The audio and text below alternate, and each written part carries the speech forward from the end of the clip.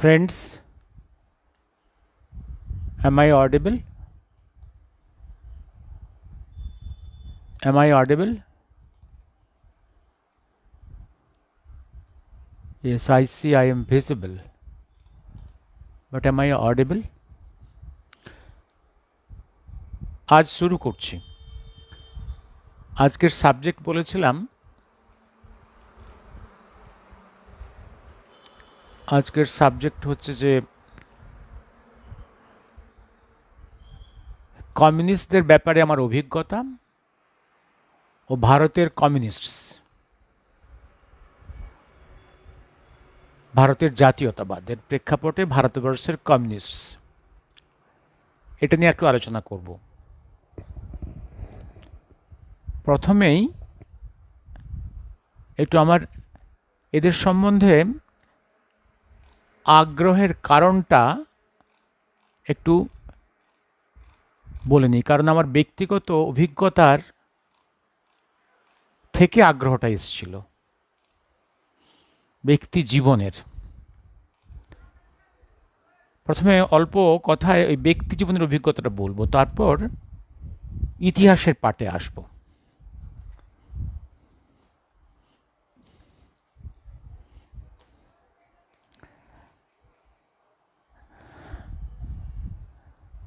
Nineteen 67 থেকে 77 এই সময়টা মনে রাখবেন, এই বাংলায় তখন ওটা আমার স্কুল জীবনের শেষ প্রান্ত এবং আমার মেডিকেল কলেজ জীবন বা আইআইটি জীবনের এই পোর্শনটা, আমার স্কুল জীবনের শেষ 3 বছর, আইআইটি এবং তারপর মেডিকেল জীবনের এই অংশটা। 77 মানে হচ্ছে এমার্জেন্সি শেষ, অল ইন্ডিয়া ইলেকশন, সেখানে কংগ্রেসের পতন, জনতা পার্টির কেন্দ্রের সরকার গঠন। এই পিরিয়ডটা, এই 10 বছর বাংলায় পরপর দুটো যুক্তফ্রন্ট হয়ে গেছে। 77-এ এসে তারপর কংগ্রেস গভর্নমেন্ট আবার, তারপরে আবার 77-এ বামেদের সরকার, সিপিএমের সরকার। মাঝে নক্সালাইটসদের আন্দোলন, স্কুল কলেজে অশান্তি, ভাঙচুর, সব এই সমস্ত আছে। এই যে সময়টা, আস্তে আস্তে কমিউনিস্টরা বেঙ্গলে রাইজ করছে। এই সময় কমিউনিস্টরা ছিল কংগ্রেসের মেন টার্গেট, সুসম্পর্ক ছিল না। এই সময় আমাদের গ্রামাঞ্চলের কমিউনিস্ট নেতাদের, তারা বিভিন্ন শেল্টারে ঘুরে বেড়াতো। আমাদের বাড়িটা ছিল ওদের একটা শেল্টার, আমাদের বাড়ি এবং বাজারপাড়ার দোকান, এটা ছিল ওদের শেল্টার। ঠিক, এবং সম্পর্ক ভালোই ছিল। কিন্তু যে মুহূর্তে 1977-এ ওরা ক্ষমতা এলো, ওদের আসল রূপ দেখা গেল। একদম রাতারাতি ভোল্ট সব পাল্টে গেল। আমাদের পরিবারের যা ক্ষতি করেছে ওরা, একদম ব্যক্তিগত পর্যায়ে গিয়ে, এ হচ্ছে কমিউনিস্টদের রূপ দেখেছি। আর 75 থেকে 7 এমার্জেন্সির সময়, তখন এনআরএস মেডিকেল কলেজে, এই সময় মোটামুটি কলকাতা শহরের সমস্ত মেডিকেল কলেজগুলোতে মোটামুটি সিপি মানে ছাত্র পরিষদের দৌরাত্ম্য। যদিও বিভিন্ন গ্রুপস আছে, তারা মারামারি করছে, কিন্তু সবাই ওই সিপি, কংগ্রেস ছাত্র পরিষদ, কংগ্রেসের নেতৃত্বে আন্ডারে। কোনো ইন্ডিপেন্ডেন্ট গ্রুপ বা ইন্ডিপেন্ডেন্ট ওপিনিয়ন, ছাত্রদের কোনো নিউট্রাল, কোনো নন পলিটিক্যাল স্ট্যান্ড কোনো গ্রুপ দাঁড়াতে পারেনি কোথাও। আমাদের 72 ব্যাচটা হচ্ছে পশ্চিম বাংলার প্রথম জয়েন্ট এন্ট্রান্স ব্যাচ। আমাদের ব্যাচ থেকেই ক্লাস রিপ্রেজেন্টেটিভ এই ইলেকশনে আমরা সিপি গ্রুপটাকে আমরা ডিফিট করেছিলাম, ইন্ডিপেন্ডেন্ট গ্রুপ। এইটা কলেজ ক্যাম্পাসের সিপি নেতাদের, দাদাদের খুব বিরক্তির কারণ হয়েছিল, খুব বিরক্তির কারণ হয়েছিল। এবং এই যে আজকে দেখছেন নেতা মানস ভূঁইয়া, তো উনি ছিলেন আমাদের কয়েক বছরের সিনিয়র দাদা। ওদের হাতে আমাদের ক্লাসের কিছু ছেলে মার খেয়েছে, ফিজিক্যালি মার খেয়েছে। এবার তখন এই আমাদের সঙ্গে একই গ্রুপে আমরা এই যে নন সিপি গ্রুপই বলুন বা অ্যান্টি সিপি গ্রুপই বলুন, এই আমাদের সঙ্গেই কিন্তু এই কমিউনিস্টদের বাচ্চা কমিউনিস্টরা থাকতো, মানে লিটিল কমিউনিস্ট, মানে growing communist or communist in making, এরা থাকতো, সঙ্গেই থাকতো, কারণ একসঙ্গে থেকে একটা সেল্টার ফিল করতো। যে মুহূর্তে 77-এ বামেরা ক্ষমতায় এলো রাইটার্স বিল্ডিংয়ে, ভোল পাল্টে গেল একদম। They broke away from our group and একদম সেপারেটলি এসএফআই স্ট্যাম্প নিয়ে, ফ্ল্যাগ নিয়ে ওরা সংগঠন তৈরি করলো এনআরএস মেডিকেল কলেজ ক্যাম্পাসে। আমার মনে হয় সব মেডিকেল কলেজ ক্যাম্পাসে এই জিনিস ঘটেছে, বা অন্যান্য অন্যান্য এডুকেশন ইনস্টিটিউশনে এই জিনিস ঘটেছে। Am I audible, and is there any in the audience? Okay, let me record what I am telling. এই হচ্ছে অভিজ্ঞতা। এবার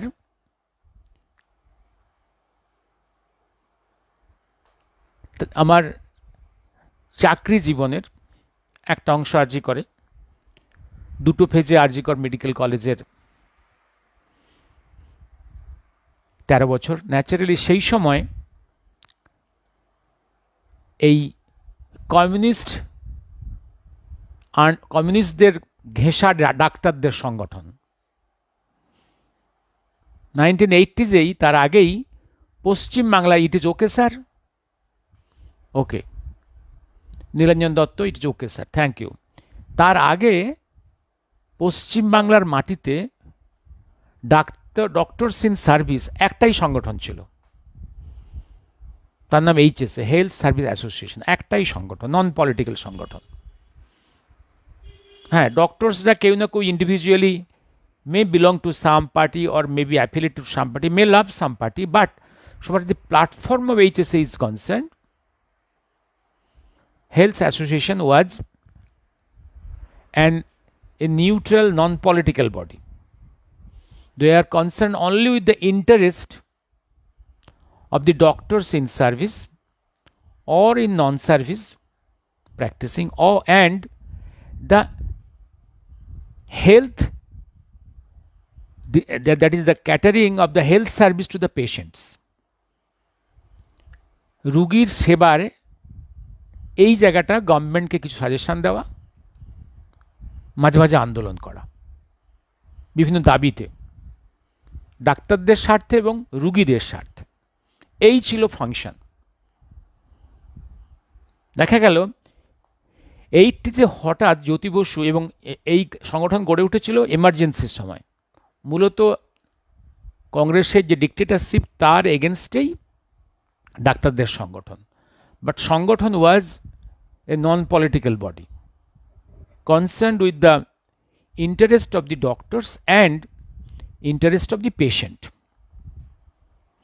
এবার দেখলাম মোটামুটি বেঙ্গলের সব ডাক্তারই ছিল এই সংগঠনের মেম্বার, বাট 77-এ যেদিন এলো, আস্তে আস্তে দেখলাম, তারপরে 1980-তে, 80s-এর আর্লি পার্টে সিপিএম একদম ত্রিপুরা এবং বেঙ্গলের দুই রাজ্যের সিপিএম মুখ্যমন্ত্রী নিজেরা বসে থেকে একটা সংগঠন তৈরি করলো, তার নাম এইচএসডি, হেলথ সার্ভিস ডক্টর, সিপিএমের সংগঠন, এবং এইচএ থেকে সব ভেঙে চলে গেল একটা বড় পোর্শন।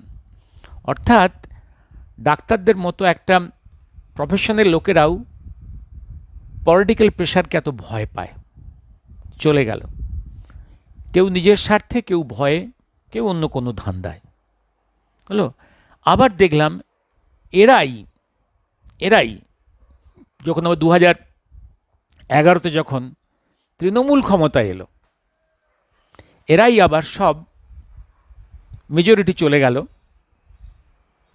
নতুন একটা সংগঠনে, সেটা হচ্ছে তৃণমূলের যে একটা সংগঠন, তার নাম ASD, association of service doctors. Situation চিন্তা করে দেখুন, ডাক্তারদের মধ্যে এই ভীতি, এই লোভ, তো অন্য প্রফেশনে, অন্য জায়গায়, অন্য প্লেন্সে তো আরও অনেক ভয়ঙ্কর অবস্থা। এবং এইচএসের সংগঠনটাকে আমাদের পক্ষে ধরে রাখাটা এটা খুব কঠিন কাজ ছিল। আর যেহেতু এইচএসের সংগঠনে সারা জীবন থেকেছি এবং একসময় এইচএসের অর্গানাইজিং সেক্রেটারি ছিলাম, একসময় প্রেসিডেন্ট ছিলাম, সুতরাং হেডকোয়ার্টারে আমাকে রেগুলার থাকতে হতো। সারা পশ্চিম বাংলাতে বিভিন্ন হসপিটালস এবং মেডিকেল কলেজগুলি কী ঘটছে না ঘটছে খবর পেতাম। ন্যাচারালি পাবলিক লাইফে কী ঘটছে, সিপিএম পার্টির, তার পরবর্তীকালে টিএমসিপির কি অত্যাচারের খবরগুলো পেতাম। এবার আসছি আমি একটা মানে কমিউনিস্টদের ব্যক্তিগত আচরণটা কেমন। আরজি করে সেদিনই দেখেছিলাম সিপিএম ঘাসা এইচএসডি ডক্টরসদের কীরকম নন কনস্টিটিউশনাল, সংবিধানের বাইরে গিয়ে দাপাদাপি করা, করাপশান সেদিন দেখেছি।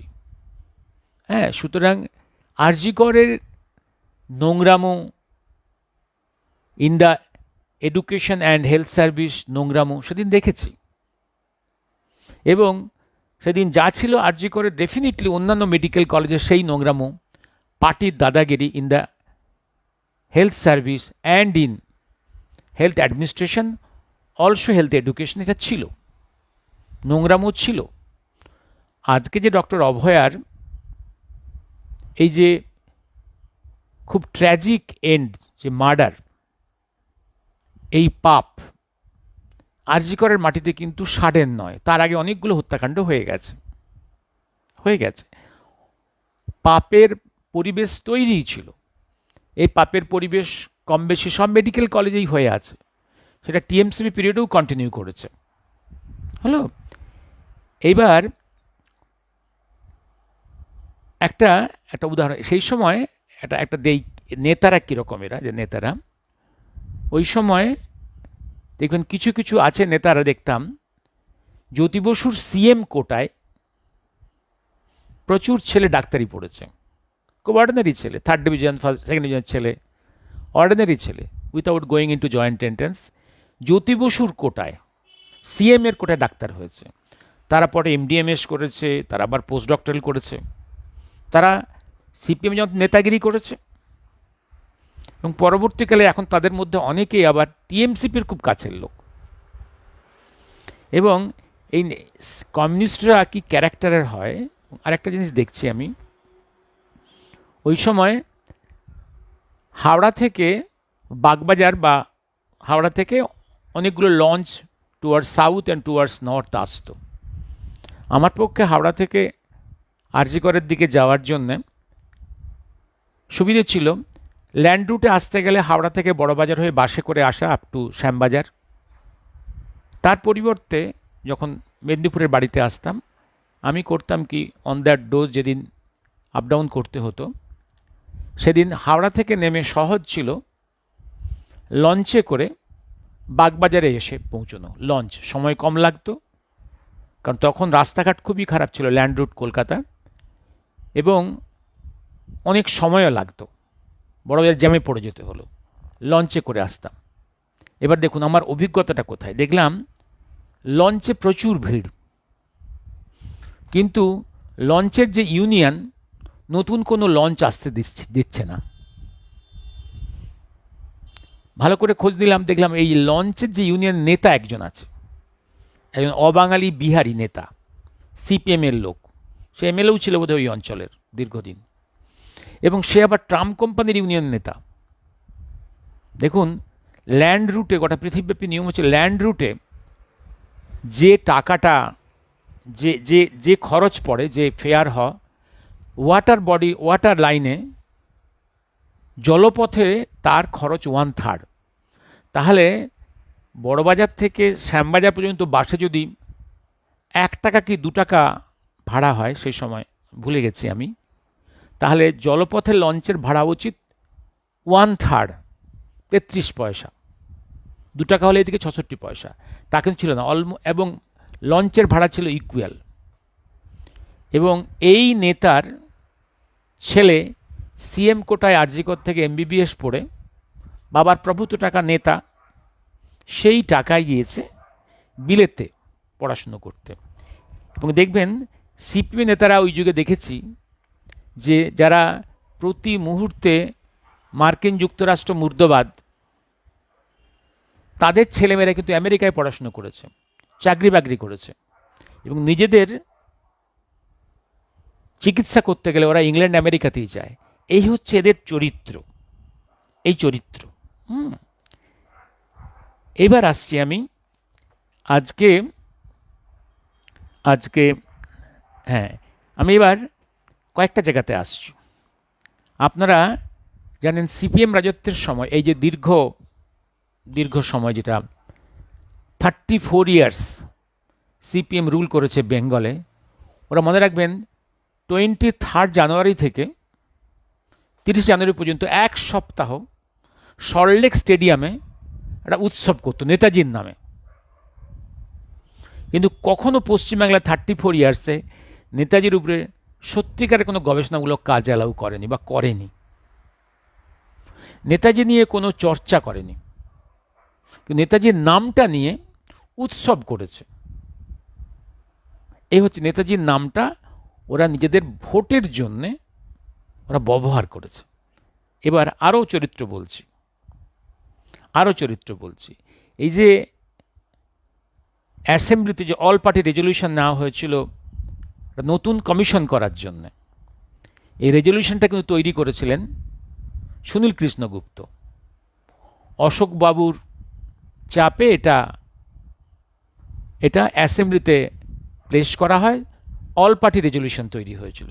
কারণ সবাই লাজ লজ্জার মাথা খেয়ে পপুলার থাকার জন্যে এইটা পাশ করেছিল। But what really the CPM did, মনে রাখবেন এই যে কমিশনের নামকু আসতে, যদিও কমিশনটা instituted by the central government, এই কমিশনে লোক দেখানো সিপিএম গভর্নমেন্ট একটা উকিলকে প্লেস করে রেখেছিল। কিন্তু সেই উকিল 6 বছরে কখনো আমাদের কোনো কমিশনের হিয়ারিংয়ে দেশে বা বিদেশে কখনো আসেনি। দিস ইজ দ্য অ্যাটিচিউড অফ দি সিপিএম। এই যে নেতাজি ইস্যুতে এই হচ্ছে অ্যাটিচিউড। আরেকটা জিনিস বলে রাখি নেতাজি সম্বন্ধে, নেতাজি আর সিপিএম রিলেশনসের, কমিউনিস্ট রিলেশনসে মনে রাখবেন প্রেসিডেন্সি কলেজ সেই নেতাজি সুভাষচন্দ্রকে একসময় রাষ্ট্রিকেট করেছিল। সেই পাপবোধ থেকে পরবর্তীকালে 1997-এ নেতাজি শতবর্ষে ক্ষমা চেয়ে একটা রেজলিউশন পাশ করেছিল, তারা ভুল করেছে। একটা প্লেগ বসিয়েছে প্রেসিডেন্সি কলেজের ক্যাম্পাসে। যেমন দেখবেন ভ্যাটিকান থেকে পোপও তাদের আগের পোপেদের কোনো অর্ডার অনেক সময় ভুল হলে ভুল স্বীকার করে মডিফাই করে বা নতুন অর্ডার ইস্যু করে। সিপিএম আজ পর্যন্ত বা কোনো কমিউনিস্ট পার্টির আজ পর্যন্ত, পরবর্তীকালে সিপিআই বা সিপিএম, কখনো ওরা যে 1942-তে বা তার আগে বা পরে নেতাজির সম্বন্ধে এত ভুল করেছে, এত কুৎসা রটনা করেছে, কখনো কিন্তু ক্ষমা চেয়ে কোনো রেজলিউশন পাশ করেনি। তা যা কিছু করছে on the surface lip service. আরেকটা সবথেকে বড় প্রমাণ দিই, মনে রাখবেন ইউপিএর সময় যখন জাস্টিস মুখার্জি কমিশন তার রিপোর্ট সাবমিট করলো to the government, by law নিয়ম হচ্ছে the commission report had to be placed before the parliament, both houses, Rajya Sabha and Lok Sabha. এবং দেরি করে ওরা, নিয়ম 6 মাসের মধ্যে, 6 মাসের পরে দেরি করে ডিলে করে ওরা সাবমিট করেছে বোথ টু রাজ্যসভা লোকসভা। সে সময় লোকসভা স্পিকার কে ছিল? সিপিএম নেতা Somnath Chattopadhyay. What was his behaviour? নিয়ম কি? After submission there should be a debate. উনি ডিবেট থামিয়ে দিয়েছিলেন। থামিয়ে দিয়ে গভর্নমেন্টকে, পাতিলকে, হোম মিনিস্টারকে অ্যালাউ করলেন to submit the ATR, action taken report. এবার অ্যাকশন টেকেন রিপোর্টের পরে ডিবেট হওয়ার কথা, উনি ডিবেট অ্যালাউ করেননি। উচিত ছিল ভোটাভুটি করা, ভোটাভুটি করলেন না। উনি ATR সাবমিশনের পরেই উনি পুরো প্রসিডিংটাকেই বন্ধ করে দিলেন। এই হচ্ছে কমিউনিস্টদের নোংরামো, অতি ইন্টেলিজেন্ট নোংরামো। সাবজেক্টটাকে বাড়ি করে দিলেন। হি ট্রাইড টু বাড়ি দ্য সাবজেক্ট। বোঝা গেল সিপিএম কি জিনিস। মনে রাখবেন, আমি এইটা নিয়ে আর খোলসা করছি না। লিগেলি কোথায় কোথায় সুবিধে আছে আমাদের, এটা আমি আর আলোচনা করছি না। বাট মনে রাখবেন একটাই কথা, ATR was submitted, discussion was not allowed, and voting was not done. Naturally it is in a position not concluded. এবার আসছি আমি, এবার আসছি কমিউনিস্ট পার্টির ইতিহাসে আসছি।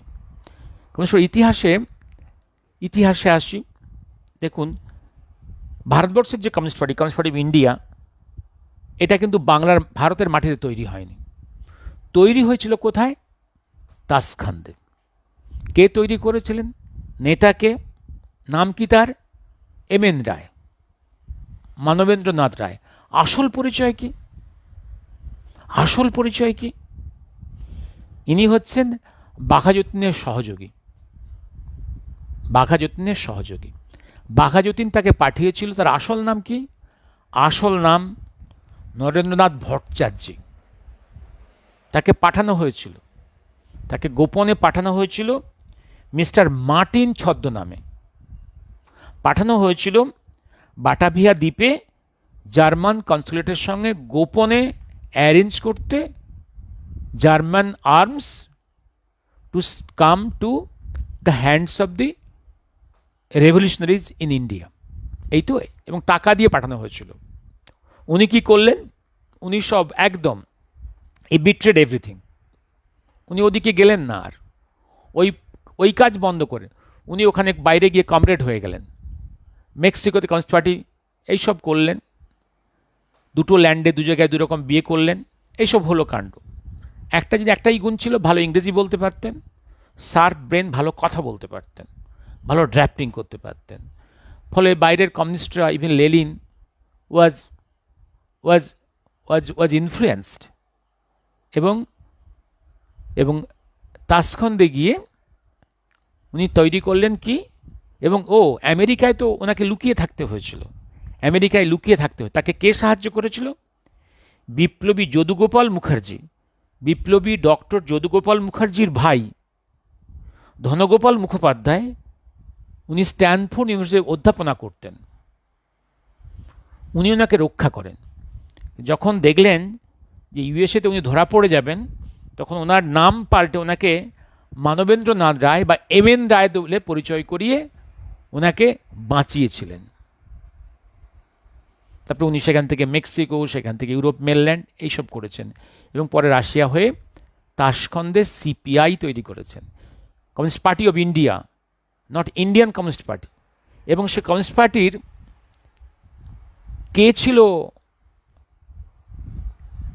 কে ছিল তোমার, who are the members, founding members? একটু বলে রাখি, who are the founding members, একটু বলে রাখি তারা কারা ছিল। MN রায়, তার প্রথম স্ত্রী এভেলিনা সেন্ট রায়, অবনী মুখার্জি এবং তার রুশ স্ত্রী রোজা ফিটিংগোভ, মোহাম্মদ আলী, আহমেদ হাসান ওরফে খুশি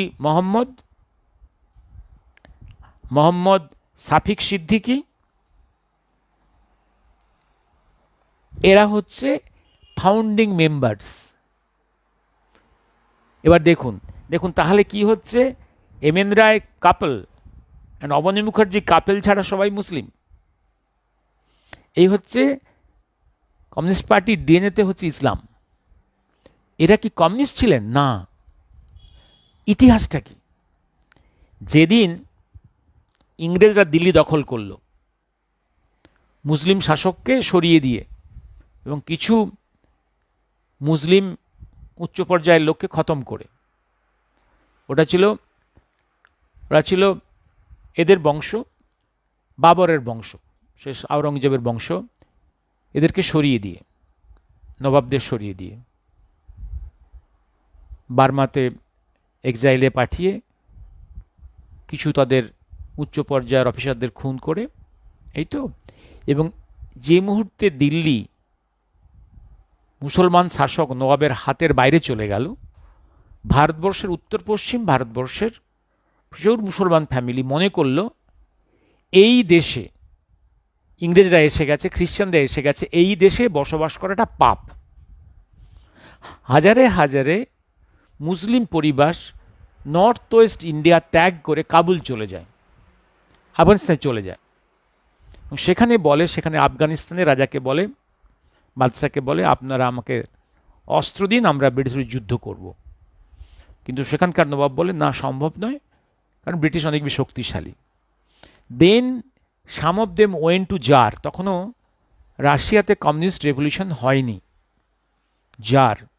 জারের সাহায্য প্রার্থনা করে।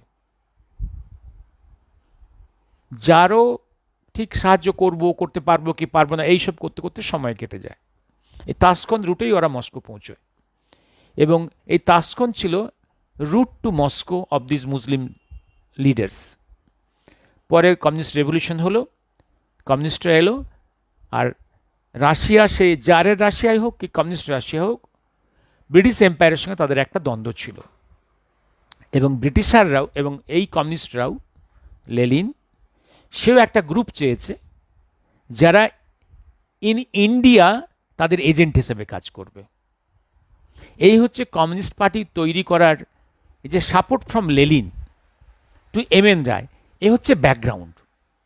কারণ তখন কমিউনিজম একটা মুখোশ, এইটা পরিয়ে রাশিয়া চাইছে ইন্ডিয়াতে তার ইডিওলজি স্প্রেড করা, তার কমিউনিস্ট এম্পায়ারের স্বার্থে একটা তৈরি হলো communist party. Initially this communist party of India, CPI, was under the Comintern. But কি হলো তারপরে? এ তো কমিনটার্ন, অর্থাৎ সিপিআই এবং এম.এন. রায় এখানে ভারতবর্ষে এসছে ছদ্মবেশে, তার লোকজনও এসছে, ভারতবর্ষের বোম্বে শহর থেকে ক্যালকাটাতে লোকজন এসছে গোপনে আস্তে আস্তে আস্তে আস্তে তাদের পার্টি আস্তে আস্তে চেষ্টা করেছে। Initially they are in the Congress, inside Congress, or different ফ্যাক্টরিতে বিভিন্ন ওয়ার্কার্স গ্রুপের মধ্যে। কিন্তু একটা জিনিস মনে রাখতে হবে, এই যে কমিউনিস্ট পার্টির একটা আবার চেঞ্জ হলো। So long they were under the Comintern, Moscow. এবার সেকেন্ড গ্রেট ওয়ারের আগেই একটা ঘটনা ঘটল। এই যে control of the CPI by the Comintern Moscow, এটা শিফট হয়ে গেল। শিফট হয়ে কি হলো? সিপিআই, কমিউনিস্ট পার্টি অফ ইন্ডিয়ার, এর কন্ট্রোল চলে গেল জিবিসিপির কাছে, গ্রেট ব্রিটেন কমিউনিস্ট পার্টির কাছে। কেন? অর্থাৎ তারপরেই during the whole period of second great war ভারতের কমিউনিস্ট পার্টির কন্ট্রোল হচ্ছে জিবিসিপির আন্ডারে। কেন? তার কারণটা হচ্ছে এই যে পিরিয়ডে সেকেন্ড গ্রেট ওয়ার শুরু হওয়ার আগে তখনও বিশ্ব বাণিজ্যের কেন্দ্রে হচ্ছে লন্ডন। তখন পাউন্ড কন্ট্রোল করছে বিশ্ব বাণিজ্য, লন্ডন তখন কন্ট্রোল করছে বিশ্ব বাণিজ্য। এই বিশ্ব বাণিজ্যে তখন কমিউনিস্ট রাশিয়া ব্রাত্য। যেমন এখন ওই মাঝে মাঝে হুমকি দিচ্ছে এখন ইউএসএ, তুমি ট্রেড বন্ধ করো রাশিয়ার সঙ্গে, ওর সঙ্গে বন্ধ করো, নাহলে তোমাকে স্যাংশন করব, ব্যান করব, এই হুমকি ছিল। অর্থাৎ ফ্রম দ্য বিশ্ব বাণিজ্য, ওয়ার্ল্ড ট্রেড থেকে রাশিয়া ওয়াজ ব্যান্ড, বিকজ তার অপরাধে কমিউনিস্ট হয়েছে। এইবার খেলা শুরু হলো। এইবার এই কমিউনিস্ট পার্টির সিপিআইয়ের কন্ট্রোলটা ব্রিটিশ নিল, দেওয়া নেওয়া এইবার নিল, এবং এক্সচেঞ্জে communist Russia was allowed to participate in the world trade. Clear? World ট্রেডে প্রবেশ করার সুযোগের বিনিময়ে কমিনটার্নের কন্ট্রোল থেকে জিবিসিপি কন্ট্রোলটা নিল। অর্থাৎ জিবিসিপির এই যে সিপিআই বলে না বিপ্লবী বিপ্লবী বিপ্লবী সাম্রাজ্যের বিরোধী, ভাই তোমার কন্ট্রোল তো জিবিসিপির হাতে, গ্রেট ব্রিটেনের হাতে, তোমার কন্ট্রোল। এই রেকর্ডটা কোথায় পেলাম? রেকর্ডটা পেলাম এই রেকর্ডটা বাইরে পাবলিশ ছিল না, জানি না কেউ দেখেছেন কিনা। আমি কোথায় পেলাম? আমি পেলাম লর্ড সিনহা রোডে প্রচুর সিক্রেট ডকুমেন্টস ছিল, যেগুলো ক্লাসিফাইড ছিল। 1995-এ যখন সিপিএম রুল করছে বেঙ্গল, তখন বেঙ্গলের এক পুলিশের ডিজি ডক্টর অমিয় সামন্ত এই ফাইলসগুলোকে ইনট্যাক্ট কম্পাইল করে ভলিউমস করে বের করে দেন, এবং publication by the government of West Bengal. হ্যাঁ, এই ডকুমেন্টসটা এসে গেল একদম, যে জিবিসিপির কন্ট্রোলে সিপিআই অফ ইন্ডিয়া, এই ইতিহাসটা বেরিয়ে এলো। এবং এবং ডিভিশনটা হচ্ছে publication division of West Bengal government, একদম ইনট্যাক্ট ডকুমেন্টটা বেরিয়ে এলো। এবার আসছি আমি কতগুলো জায়গাতে।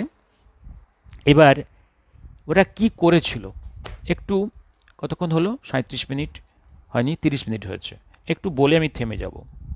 এবার আপনাদের মনে আছে সেকেন্ড গ্রেট ওয়ারের সময় সেই বিখ্যাত ওদের স্লোগানটা, ওদের গান, ওরা গান গেয়ে গেয়ে বেড়াতো, কমরেড ধরো হাতিয়ার, ধরো হাতিয়ার, স্বাধীনতার সংগ্রামী আজ একলা, বিপ্লবী সোভিয়েত, দুর্জয় মহাচীন, সাথে আছে ইংরেজ, নির্ভীক মার্কিন। মনে আছে এই কাণ্ড? এবার দেখুন ওদের সেই সময় সেকেন্ড গ্রেট ওয়ারের সময় ওদের অ্যাক্টিভিটি দেখুন, এবং অ্যাক্টিভিটি দেখুন কীরকম কি। এই একটু পড়ে যাচ্ছি আমি। 1943 23শে মে বোম্বেতে সিপিআইয়ের সভা বসল। তাদের সেই প্রথম কংগ্রেস, মানে সিপিআইয়ের কংগ্রেস, মানে কনফারেন্সে, ন্যাশনাল কনফারেন্সে গৃহীত হলো একটা সিদ্ধান্ত। কি সেই সিদ্ধান্ত? The groups which make up the fifth columns are the forward bloc, the party of the traitor Bose, the CSP, that is Congress Socialist Party, and the Trotskite group, which are criminal gangs in the party of in the pay of fascists. এই লোকগুলো হচ্ছে fascist. Forward block, Subhash বোসের forward block, CSP Congress socialist party group, এবং টটস্কি group, এরা হচ্ছে fascist. এ হচ্ছে তাদের সিদ্ধান্ত। এবার দেখুন তারপরে আরেকটা সিদ্ধান্ত কি হলো। তারপরে এই যে সিদ্ধান্ত, এবার কি করতে হবে?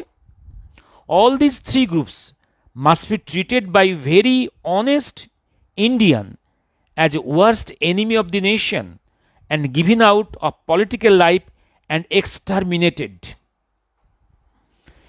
এই তিনটে গ্রুপ, এরা হচ্ছে এনিমি অফ দি নেশন, এবং they have to be, political life থেকে তাদের বিচ্ছিন্ন করতে হবে, এবং they have to be exterminated, মানে খতম করতে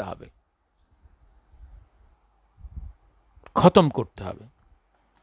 এবার শুনুন, এবার এই যে খতম করার, এই যে সিপিআইয়ের যে খতম করার পরিকল্পনা, ফরওয়ার্ড ব্লককে এবং সিএসপিকে যারা ন্যাশনালিস্ট, তাদের খতম করার পরিকল্পনা, এটা কার অ্যাকচুয়ালি? এটা কার ল্যাঙ্গুয়েজ? এই ল্যাঙ্গুয়েজটা ব্রিটিশের। এদের খতম করতে হবে, এটা হচ্ছে ব্রিটিশের language.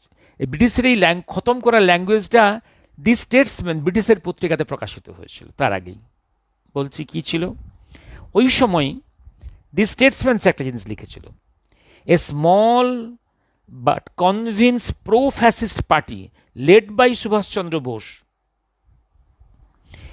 it is the business of the government, the British government, to round up the enemies of the country forthwith and put them to death.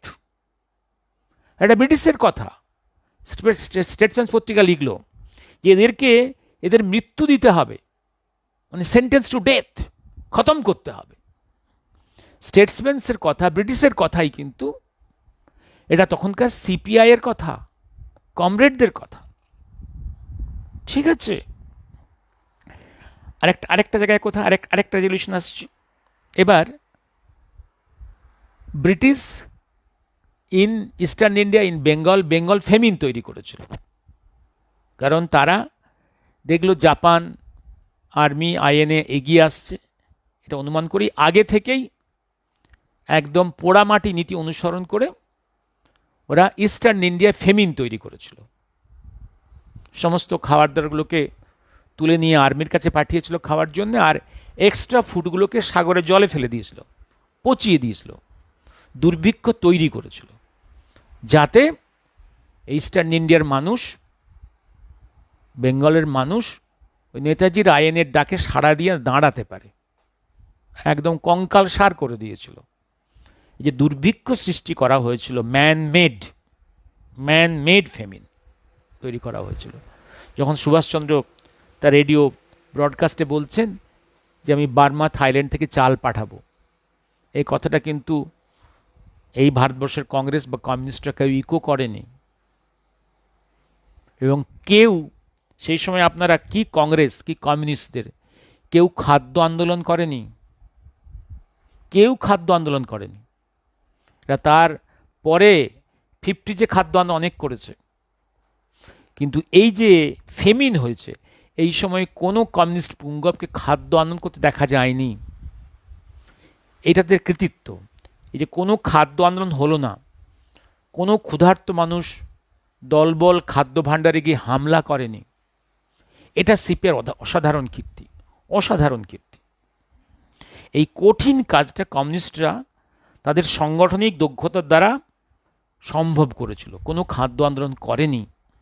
বাংলাদেশে এক কৃত্রিম দুর্ভিক্ষে প্রায় 50 লক্ষ লোক না খেয়ে মারা গেল, তবু কোনো মারদাঙ্গা হলো না, কোনো ফুড রায়ট হলো না, কোনো খাদ্য আন্দোলন হলো না, আমাদের দাবি মানতে হবে বলে কোনো সংগ্রামী সভাও হলো না। এটা এই অনেকখানি কৃতিত্ব নিঃসন্দেহে এই কমিউনিস্ট পার্টির। আরও আছে, সেই সময় ব্রিটিশ কিছু কিছু জায়গাতে লঙ্গরখানা খুলেছিল। এই লঙ্গরখানাগুলোর কারা ছিল ভলেন্টিয়ার জানেন? বেছে বেছে কমিউনিস্টদের লোকগুলোকেই এই ভলেন্টিয়ার করা হলো। এই কমিউনিস্টদেরকে এই লঙ্গরখানায় ভলেন্টারি করতে দেওয়া হলো, তাদেরকে পপুলার করা হলো। তারা কত জনদরদি, অন্য পার্টির লোককে অন্য লোককে ভলেন্টিয়ার করতে দেওয়া হয়নি। এই কমিউনিস্টরা স্পেশাল পারমিশন পেয়েছিল to be volunteers in this লঙ্গরখানাজ। এইভাবে ওদের গণপরিচিতি ব্রিটিশ তৈরি করে দিয়েছিল। হ্যাঁ, এবার আসছি আমি আবার সেই পড়ছি সেই জায়গাটা, সেই যে আর কি কাজ ছিল, হ্যাঁ ওই জায়গাটায় আসবো। এই যে নাকি সাভারকার কি মুচলেখা দেখে বেরিয়ে এসেছিল, এবার ওদের নেতারা কি মুচলেখা দিয়েছিল এটাতে আসবো। এবার ওদের সেই গানটা আরেকবার শুনিয়ে দিই, রাস্তাঘাটে যেটা গেয়ে গেয়ে বেড়াতো, কমরেড ধরো হাতিয়ার, ধরো হাতিয়ার, স্বাধীনতা সংগ্রাম নাহি আজ একলা, আমরা আজ একলা নই, আমাদের সঙ্গে কারা যুদ্ধ করছে? বিপ্লবী সোভিয়েত ভারতবর্ষে ফ্রিডম মুভমেন্ট করিয়ে দেবে। দুর্জয় মহাচিনও ভারতবর্ষের সংগ্রাম করে দেবে। সাথে আছে ইংরেজ, বা নির্ভীক মার্কিন, এরা ভারতবর্ষের ফ্রিডম ফাইট করে দেবে। নির্ভীক মার্কিন, কি বন্ধুত্ব। হ্যাঁ, এবার আসছি আমি সেই মুচলেখা দেওয়ার। হ্যাঁ, সাভারকার মুচলেখা দিয়েছিল। ভাই, জেলখানা থেকে পৃথিবীতে কোন দেশে কবে সই না করে কেউ বেরোতে পেরেছে? যাই করুক, যেভাবেই সে রিলিজ অর্ডার হোক না কেন, কোনো কিছু খাতায় সই না করে বেরোতে পেরেছে কেউ? সেখানে একটা গুড কন্ডাক্ট করব আফটার বিং রিলিজড, এই সইটা সবাইকে করতে হয়। সে রাশিয়াতেও হয়েছে, আমেরিকাতেও হয়েছে, ইংল্যান্ডেও হয়েছে, ব্রিটিশ এম্পায়ারের সর্বত্রই হয়েছে। গুড কন্ডাক্ট করব, সই একটা করতে হয়। এটা যদি মুচলেখা হয়, তোমরা কি করেছো? সাভারকার সই করে বেরিয়েছেন, কি উদ্দেশ্যে বেরিয়েছেন দেখিয়ে দিয়েছেন কি করেছেন। এবং সই করার আগে তিনি কি করেছেন, জেলখানায় যাওয়ার আগে কি, ইংল্যান্ডে কি করেছেন, উনি আন্দামানে কি করেছেন, ভারতে কি করেছেন, উনি দেখিয়ে দিয়েছেন। ওনার লাইফের যে কন্ট্রিবিউশন, তার ধারে কাছে তোমরা কেউ নেই। আর তোমরা যারা বলে তোমাদের কমিউনিস্টরা বিপ্লবী ছিল, তোমরা কেউ কমিউনিস্ট হয়ে বিপ্লব করনি। তোমাদের গুরুজনেরা বিপ্লবী ছিল, তখন তারা কমিউনিস্ট ছিল না, জেলখানায় গিয়ে কমিউনিস্ট হয়েছে, তারপর মুচলেখা দিয়ে বেরিয়ে এসছে, আর কেউ বিপ্লব করেনি। সুতরাং কমিউনিস্টরা বিপ্লব করেছে কথাটা ভুল। এবার জেলখানার মধ্যে কি করে কমিউনিস্ট হলে তোমরা? কারণ জেলখানার মধ্যে ব্রিটিশ খুব সুকৌশলে একদম কমিউনিস্ট লিটারেচার অনায়াসে ফ্রিলি অ্যালাউ করতো পড়াশুনো করার জন্য, ঢুকিয়ে দিত লাইব্রেরিতে, এবং revolutionary was allowed two freely get the communist literature from the জেলখানা লাইব্রেরিজ। এগুলো অ্যালাউ। সেখানে স্বামীজির বই, কবিগুরুর বই, গীতা, এগুলো অ্যালাউড ছিল না। রামায়ণ মহাভারত অ্যালাউড ছিল না। স্বামীজির বই, কবিগুরুর বই, নজরুলের বই অ্যালাউড ছিল না। বঙ্কিমের বই অ্যালাউড ছিল না। অ্যালাউড ছিল কমিউনিস্ট লিটারেচার। এই কমিউনিস্ট লিটারেচার পড়তে পড়তে মাথা একদম গরম হয়ে গেল, বিপ্লবী হয়ে গেল সব। এবার কনফিউশন সৃষ্টি হয়ে গেল, কারা ভারতের শত্রু, কারা জনগণের শত্রু, ব্রিটিশ সাম্রাজ্যবাদ না ওই প্রতি গ্রামে গ্রামে যে যে ল্যান্ড হোল্ডার্সটা আছে, কারণ জমি ব্যক্তিগত মালিকানা, এই ব্যক্তিগত মালিকানায় যারা ল্যান্ড হোল্ড করছে, তারা যারা সমাজপতি, যারা জমিদার, যারা একটু ধনী লোক, মধ্যবিত্ত, যারা ওদের ভাষায় বুর্জুয়া, তারাই তো দেশের শত্রু, তারা তো দেশকে শাসন করছে, শোষণ করছে। ব্রিটিশ তো শাসন করছে অল্প দিন, তারা তো বাইরের লোক, তারা আর কি শাসন করছে? আসল শত্রু তো দেশের ওই বুর্জুয়া ক্লাস, যাদের হাতে ল্যান্ডস আছে। সুতরাং ইংরেজদের বিরুদ্ধে যুদ্ধটা ওটা করার দরকার নেই এখন। আগে দরকার এদের হাত থেকে মুক্তি, এদের হাত থেকে মুক্তি। দেশের বুর্জুয়া ক্লাস, ধনী যারা ল্যান্ড ধরে আছে, তাদের হাত থেকে জনগণকে মুক্ত করতে হবে। এই হচ্ছে বিপ্লবের শিক্ষা হয়ে গেল। ফলে এই কনফিউশন হয়ে গেল।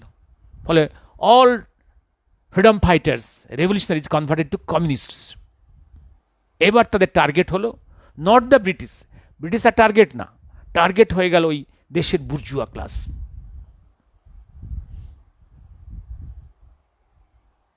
হয়ে গেল এইটা ব্রিটিশ সাকসেসফুল হয়ে গেল। এইবার মুচলেখা, এবার মুচলেখার কথায় আসি। মুচলেখাটা কি? মুচলেখা কারা কারা কীভাবে দিছিল? হ্যাঁ, সাভারকার কি এসে জেলখানার বাইরে এসে কোনো বিপ্লবীকে ধরিয়ে দিয়েছে? সাভারকার বাইরে এসে জেলখানার কোনো বিপ্লবীকে ধরে দিয়েছে?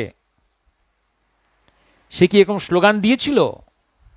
এরকম স্লোগান দিয়েছিল? কি স্লোগান? কমরেড ধরো হাতিয়ার, ধরো হাতিয়ার, স্বাধীনতার সংগ্রামে নাহি আজ একলা, বিপ্লবী সোভিয়েত দুর্জয় মহাচিন, সাথে আছে ইংরেজ নির্ভীক মার্কিন। ওদের ওই একটা কথা আছে না, পৃথিবীর সমস্ত কৃষিজীবী লেবাররা হচ্ছে এক, সবার স্বার্থ এক, এক প্ল্যাটফর্মে। ভাই, আমেরিকার চাষি আর বাংলার চাষি, ভারতের চাষির স্বার্থ এক। আমেরিকার চাষি আর বাংলার চাষি, পাঞ্জাবের চাষির স্বার্থ এক। ইভিন বাংলার চাষির, পাঞ্জাবের চাষির স্বার্থ এক নয়। পাঞ্জাবের চাষি অনেক ধনী, অনেক ধনী, আবার পাঞ্জাব চাষির থেকে আমেরিকার চাষি অনেক ধনী। আমেরিকার ধনী চাষিরা চাইছে এখন হোল ইন্ডিয়ান মার্কেট, এগ্রো মার্কেটসটা তুমি অ্যালাউ করবে? এই যে তোমাদের স্লোগান, পৃথিবীর সব চাষি, সব লেবার্সরা একই প্ল্যাটফর্মে, তাদের একই সংগ্রাম, বিশ্ব বিপ্লবের সংগ্রাম, স্বার্থ নাকি একই রকম, নাকি ভারতের চাষি, ভারতের কৃষক আর আমেরিকার কৃষকের স্বার্থ একই? এই স্লোগান চলবে? চলে? আমেরিকার কোন চাষি, ইংল্যান্ডের কোন চাষি, লেবার ভারতবর্ষের কৃষকদের স্বার্থে যুদ্ধ করতে এগিয়ে এসেছিল? যখন ভারতে সেই তুঁতে এ হলো নীল চাষ করানো হতো চাষিদের জোর করে, সেই নীল চাষের চাষিদের স্বার্থের পক্ষে ইউরোপের আমেরিকার কোন চাষিরা কোন সংগঠন দৌড়ে এসেছিল নীল চাষ থেকে বাঙালির ভারতবাসীকে মুক্ত করার জন্য? এসছিল। এবার আসছি তোমাদের মুচলেখা। তোমরা মুচলেখা কে কে দিয়ে এসছিলে? মুচলেখা কে কে নিয়ে এসছিলে? হ্যাঁ, যে বইটার নাম বললাম, যেখানে লেখা আছে CPI was not under Comintern of Moscow but under GBCP great Britain, বইটার নাম হচ্ছে terrorism in Bengal volume 1, page 779। হলো third international Comintern, CI Comintern international, Moscow, USSR. হলো, তার আন্ডারে সিপিআই নয়, সিপিআই হচ্ছে under communist party of great Britain, CPGB of London. ঠিক আছে, এইবার ধোঁকা দিয়ে গেছে। এই যে ভারতবর্ষে এখনো ওরা চিৎকার করে বলে বেড়ায় নাকি ওই সময় নাকি ওরা কমিন্টার্নের আন্ডারে ছিল। ধোঁকা, মস্ত বড় ধোঁকা। এবার আসছি আমি, এবার সেই চিঠিটা একটু পড়ে শোনাই। 16 ডিসেম্বর 1941, সিপিআইয়ের general secretary NM Joshi secretly sent a letter to Sir Reginald Maxwell, High British officer. কি চিঠিটা? এগুলো সব archival documents. On December 16, 1941, NM Joshi sent Sir Reginald Maxwell, the Home Member, document certifying inter alia that the Communist Party would now like to offer its unconditional support to the government's war effort. He requested Maxwell to ensure that the communists in detention were released swiftly so that they could press their changed point of view at the forthcoming meeting of the AICC. Maxwell demurred, but the offer of unconditional support in fact expects the government to do such, and thus he wrote to Joshi on December 19, 1941. Joshi got back to him on December 27. Your apprehension, though natural, is unwarranted. Release them and you will see that their support will indeed be unconditional. ম্যাক্সওয়েলকে চিঠি লিখছেন যে আমাদের লোকজনকে ছেড়ে দিন, সব আপনার কাজ করে দেবে। ম্যাক্সওয়েল একটু সন্দেহ প্রকাশ করলেন, আবার উনি মিট করলেন, চিঠি লিখলেন যে না, ভয় পাওয়ার কিছু নেই, ওরা আনকন্ডিশনালি আপনাকে সাপোর্ট করবে। এবং মুচলেখাগুলো কারা কারা দিয়ে বেরিয়ে এসেছিল, নামগুলো বলি এবার। Between January 25 and March 11, 1942, each of the principal communist prisoners, Sunil Mukherjee, Rahul Sankirtayan, lodged in Hazaribagh jail, Sajid Jahir in Lucknow Central Jail, A.K. Ghosh, R.D. Bharadwaj, Sher Jang, Mahesh Chandra Sinha, D.N. Mojumdar, H.D. Malviya in Bareilly Central Jail, S.A. Dange, S. Barliwala, B.T. Ranadive, S.G. Pathak, S.S. Mirajkar in Baroda Central Jail, S.V. Ghate, A.S.K. Iyengar in Vellore Central Jail, certified in writing that their attitude had indeed changed and that it was only their detention which was keeping them from doing their bit for the war effort. তারা যদি জেলের মধ্যে আটকে রাখে তাহলে war ইফোর্টে তারা সাহায্য করতে পারছে না, ছেড়ে দেওয়া হোক। ব্রিটিশের ওয়ার এফোর্টে তারা ফুললি সাপোর্ট করবে। তারা বেরিয়ে এসে কী করেছিল, এবং এদের প্রত্যেকের এই সই করা ডকুমেন্টসগুলো সব আর্কাইভসে আছে। এগুলো বেশ কয়েকটা বইয়ে বেরিয়ে গেছে। মিস্টার গোয়েলের বই আছে, অরুণ শৌরীর বই আছে, ওরা আর্কাইভাল। আপনাদের মিস্টার গোয়েল, কি গোয়েল যেন বলে গেলাম, আর অরুণ শৌরী, এদের বইগুলোর মন্তব্য আপনাদেরকে স্বীকার করতে হবে না, শুধু ইউ সি দ্য ডকুমেন্টস ওরা ছেপে দিয়েছে। এই প্রত্যেকের লোক সব মুচলেখা দিয়ে বেরিয়েছিল এই শর্তে তার ব্রিটিশের ওয়ার এফোর্টে সাহায্য করবে। এবং বেরিয়ে এসে কী করেছে, ওরা স্বাধীনতার সঙ্গে ধরিয়ে দিয়েছে, দে অ্যাক্টেড ট্রেটার্স, স্বাধীনতার সঙ্গে ধরিয়ে দিয়েছে, প্রত্যেককে ধরিয়ে দিয়েছে। এবং এরকম একটা উদাহরণ নেই যে সাভারকার কোনো ফ্রিডম ফাইটারকে ধরিয়ে দিয়েছে। There is no example. এবার একটা মেমোরেন্ডাম পড়ি, কনফিডেন্সিয়াল প্ল্যান অফ ওয়ার্ক। এবার এই সিপিআই ক্যাডার্সদের কনফিডেন্সিয়াল একটা পেপার, তাদের কনফিডেন্সিয়াল প্ল্যান অফ ওয়ার্ক একটু পড়ে দিই। Memorandum on communist party and plan of work. We consider this was to be people's war. People's ওয়ারতে নেতাজি সম্বন্ধে যে কত কিছু লেখা হয়েছে, কি বলা হয়নি, পরে আসছি। People's war, a war of the world liberation. বাবা, ওয়ার্ল্ড লিবারেশন, বিশ্ব মুক্তির সংগ্রাম করবে ওরা। World liberation in which the Indian people in their own interest must participate to win their own liberation. কি ল্যাঙ্গুয়েজ, ল্যাঙ্গুয়েজে বিপ্লব। We agree with the leadership of the Congress and the general patriotic opinion in the country that no effective national resistance is possible except under truly national government. Congress তখন কিছু কিছু লোক বলছে যে ভেতরে ভেতরে বিট্রে করছে যে আমাদের ন্যাশনাল গভর্নমেন্ট দরকার, ব্রিটিশ গভর্নমেন্ট থাকলে আমরা কি করে হেল্প করব। কথাটা ঠিকই, এরাও বলছে ঠিকই। We disagree with them when they say that, but আমরা এই জায়গাটাকে তাদের সঙ্গে মানি না। সেটা কি? We disagree with them when they say that the nation should not cooperate with the existing war efforts.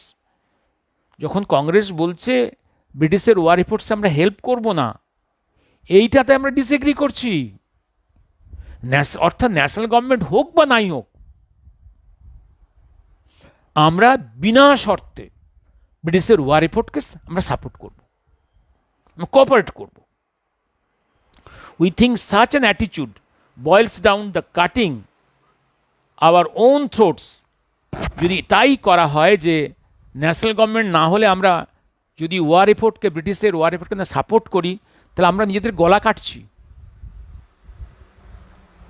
তখন কংগ্রেসের মধ্যে যদিও গোপনে গোপনে গান্ধী নেহরুরা ব্রিটিশের ওয়ার এফোর্টসে বিনা শর্তেই সাপোর্ট করতে চেয়েছে, কিন্তু মেজরিটি এআইসিসি মেম্বার্স তারা কিন্তু against the helping the British in the war. Majority, যদিও গান্ধী নেহরু গোপনে গোপনে ব্রিটিশের এজেন্ট, কিন্তু majority AICC members against helping the war efforts of British. এই জায়গাতে না, ভারতবর্ষে ন্যাশনাল গভর্নমেন্ট হোক বা নাই হোক, যদি আমরা ব্রিটিশকে না সাহায্য করি, আমরা নিজেদের গলা কাটছি। হ্যাঁ, হলো। এবার আসছি আমি এই জায়গাগুলো, এইবার আমি বলেছি কমিউনিস্টদের। এবার আরেকটা জায়গা থেকে দেখাবো কি কি ওদের ওদের ওদের ওদের ওদের পেপারসে ওদের নেতাজি সম্বন্ধে কত কিছু বলা হয়েছে। একটু একটু একটু একটু বলে দিই। হ্যাঁ,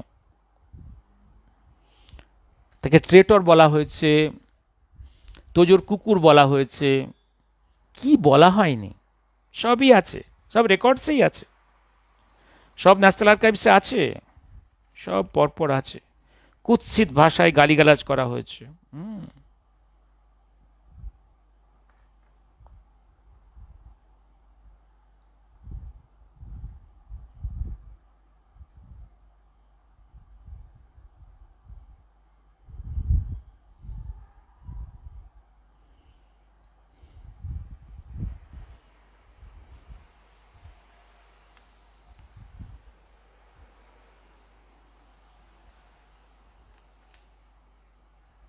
কি আপনারা শুনতে চান সেই ওদের জার্নালসগুলোতে নেতাজি সম্বন্ধে কি কি বেরোতো?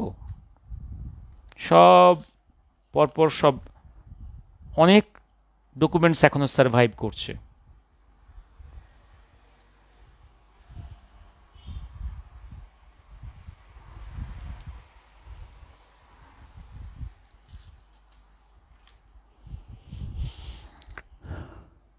ও সরি, অনেকক্ষণ হয়ে গেছে, আমি একটু দেখে নিই আপনাদের কারো কিছু।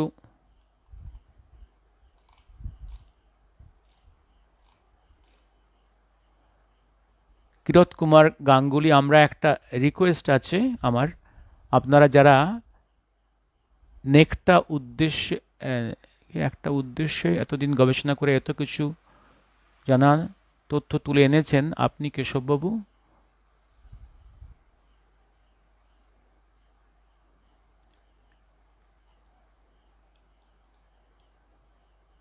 মিথ্যা গল্প মুছে ফেলা, বিমানের গল্প সরকারকে দিয়ে মুছে ফেলা, স্বীকৃতি একসাথে আপনাদের মতো। আচ্ছা, গুড ইভিনিং রাজা মিত্র, প্রদীপ কুমার সেন, ইম্পর্টেন্ট ওপিনিয়ন। হ্যাঁ,